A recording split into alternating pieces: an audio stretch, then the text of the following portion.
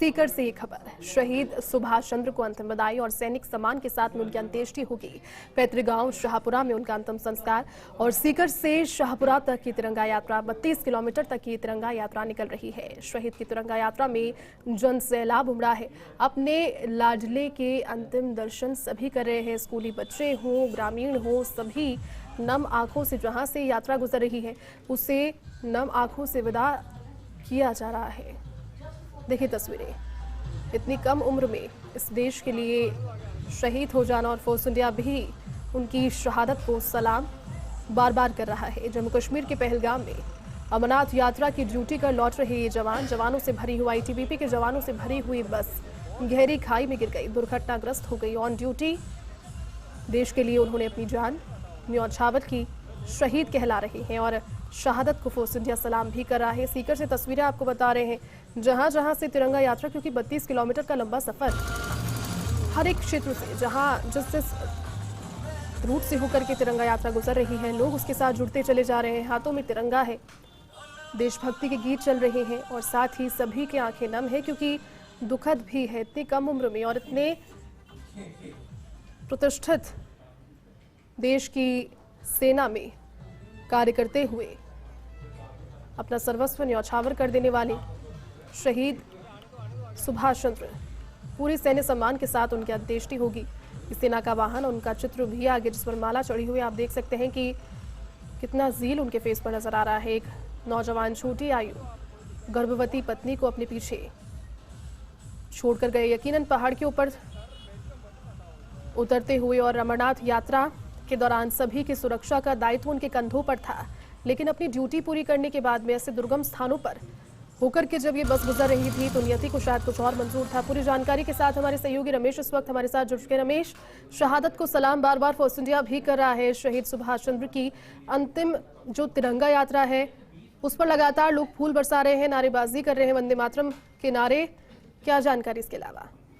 बिल्कुल जैसे बताना चाहूंगा कि तिरंगा यात्रा करीब 18 किलोमीटर का सफर अभी इन्होंने पूरा किया है। करीब 12 से 13 किलोमीटर तक अभी ये तिरंगा यात्रा और चलेगी और इसके बाद उनके पैतृक गांव जो शाहपुरा है वहां ये तिरंगा यात्रा पहुंचेगी। इसके बाद में जो धार्मिक रीति रिवाज होंगे वो होंगे और धार्मिक रीति रिवाज के बाद में शहीद को अंतिम सलामी की जाएगी, अंत्येष्टि की जाएगी।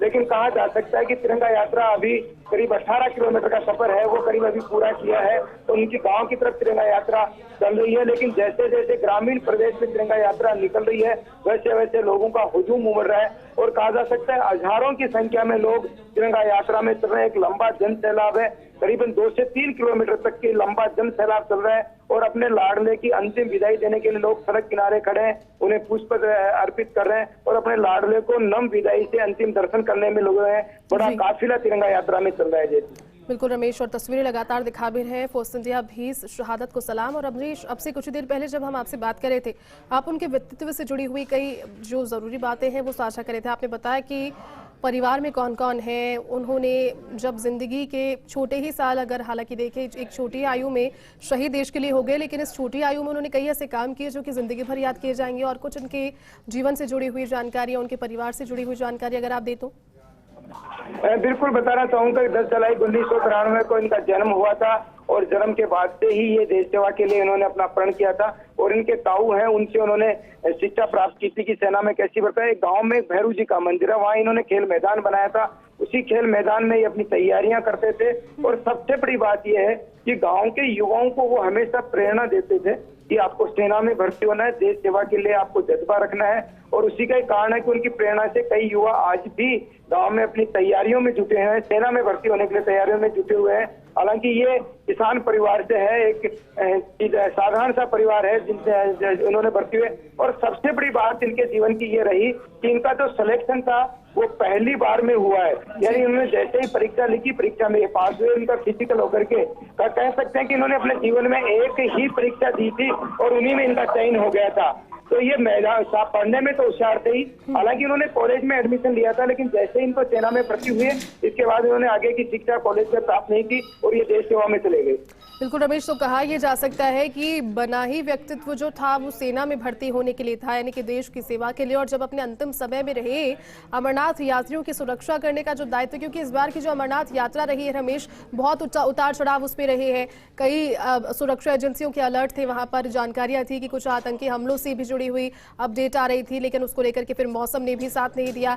लगातार ऐसे दुर्गम स्थान पर उन्होंने अपनी ड्यूटी दी और उस ड्यूटी के बाद में जब लौट रहे थे, जब थोड़े सुकून के क्षण थे, तब ही ऐसी दुर्घटना हो गई और उसके बाद वो शहीद हो गए।